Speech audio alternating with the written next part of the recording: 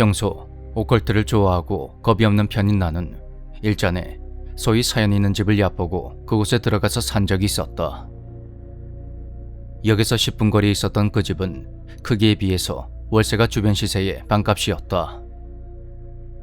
부동산에 찾아가서 사연이 있어 집값이 싼 곳을 찾는다고 묻자 알려준 곳이었는데 진짜로 귀신이 나온다는 거였다. 부동산 아저씨는 세입자가 들어가는 족족 도망쳐 나오는 바람에 보증금과 사례비는 아예 받지도 않는다고 했고 그 말에 구미가 당겼던 나는 즉시 계약을 하고 입주를 냈다.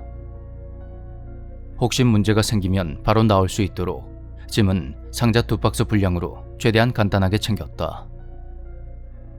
지금부터는 그 집에 들어간 날부터의 상황을 기록한 것인데 모든 내용은 그 다음날 작성한 것이다. 첫째 날, 별다른 문제는 없으나 갑자기 화장실 전구가 나갔다. 둘째 날, 집안에서 뭔가 썩은 것 같은 냄새가 나기 시작했다. 화장실 전구를 새 것으로 갈았다. 셋째 날, 악취가 더욱더 심해져서 방향제를 잔뜩 사다 두었다. 그리고 화장실 전구가 또다시 나갔다. 넷째 날, 그 많은 방향제가 아무 소용이 없을 정도로 악취가 심해져서 부동산에 전화를 걸었다. 화장실 전구가 또다시 나갔다. 그리고 태어나서 처음으로 가위에 눌렸다. 다섯째 날, 부동산 아저씨가 상태를 보러 왔고 우선 하수도 청소를 의뢰해 주겠다고 했다. 전구는 분명히 멀쩡한데 왜 자꾸 불이 꺼지는지 이상해서 그것을 가지고 매장에 직접 가서 물어보니 전구에는 아무 이상이 없다고 한다. 또다시 가위에 눌렸고 이명이 심하다. 여섯째 날, 직장에서 한 번도 대화를 나눈 적이 없는 사무직원이 나를 보고 뭔가에 씌인 것 같다는 말을 했다. 그 말에 난 나도 알고 있다고 대답할 수밖에 없었다. 집 안에 있으면 이명이 끊임없이 들리고 악취가 너무 심하다. 화장실의 전구는 또다시 나갔다. 그리고 7째 날의 기록은 친가에 돌아와서 썼으니 결론적으로 일주일 만에 그 집에서 도망쳐 나온 셈이었다. 정확한 시간은 확인하지 못했는데 그날도 잠을 자다가 가위에 눌리며 잠에서 깨어났다. 눈을 감고 있는 상태에서도 앞이 훤히 보였는데 내 시야의 아래쪽에서 누군가의 얼굴이 불쑥 튀어나왔다. 시선이 정면에 있어서 그 모습을 분명하게 알아차릴 순 없었지만 왠지 모르게 젊은 여자일 거란 생각이 들었다. 눈이 없는 젊은 여자의 얼굴이 입을 쩍 벌리며 다가왔고 귓가에는 어떤 목소리가 울려 퍼졌다. 왜 죽였어? 왜? 나는 마음속으로 온 힘을 다해 내가 아니라고 외쳤고 그러다가 이내 기절해버렸다. 그리고 아침에 눈을 뜨자마자 서둘러 짐을 챙겨서 그곳을 빠져나왔다. 부동산 아저씨는 처음에 누군가 스스로 목숨을 끊는 사고가 있었다고 했고 짐을 빼면서 다시 물어봤지만 똑같은 대답이 돌아왔다. 내가 집을 나가겠다고 하니 아저씨는 날 한번 쓱 쳐다보더니 역시나 하는 얼굴로 고웃음을 쳤다. 어리석게도 나는 곧바로 경찰서에 가서 자초지종을 설명했다. 하지만 네, 협조 감사합니다. 그럼 조심히 가세요. 내 이야기를 들은 경찰은 애써 웃음을 참으며 그렇게 말할 뿐이었다.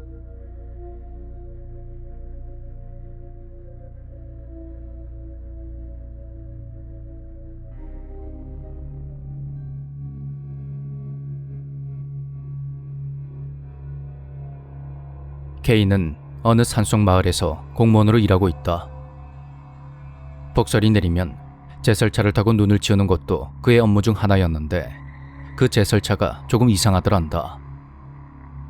거기에 타서 눈을 치우고 있노라면 어째서인지 동물들이 자꾸만 부딪힌다는 것이다. 심할 때는 작업 한 번 하는데 너댓 마리가 나타날 정도였다고 하는데 주변에서 목격한 사람들의 말에 따르자면 마치 동물들이 제설차를 향해 달려오는 것처럼 보였다고 한다. 그것이 자꾸만 신경 쓰였던 K가 제설차의 이력을 조사해 봤더니 아니나 다를까 과거에 인명사고를 냈던 전력이 있는 차였다.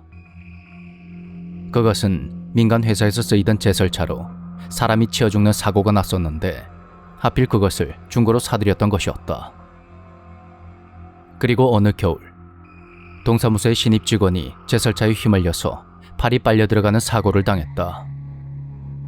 다행히도 큰 사고로 이어지지 않고 무사히 나왔지만 그 신입은 기분 나쁜 말을 늘어놨다고 한다.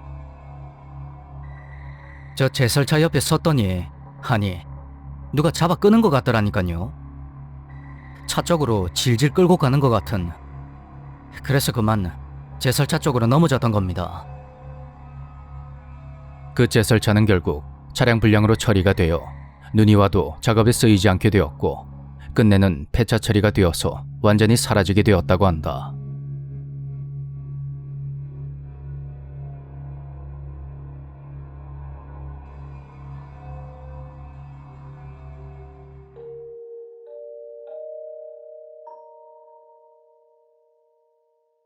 안녕하세요. 제가 한동안 예지몽과 비슷한 꿈을 꾸던 시기에 겪었던 일을 제보해 보겠습니다. 하루는 꿈을 꿨는데 제가 사방이 온통 어둠과 적막함에 잠긴 공간에 홀로 앉아 토끼 모양의 인형을 가지고 놀고 있었습니다. 그것은 팔과 다리가 붙어있는 하얀 솜인형이었는데 제가 그것을 품에 꼭 안고 애지중지하며 놀고 있었죠. 그런데 인형이 갑자기 고개를 획 돌리더니 절 쳐다보며 말을 하는 겁니다. 제이야, 내가 네 오빠야.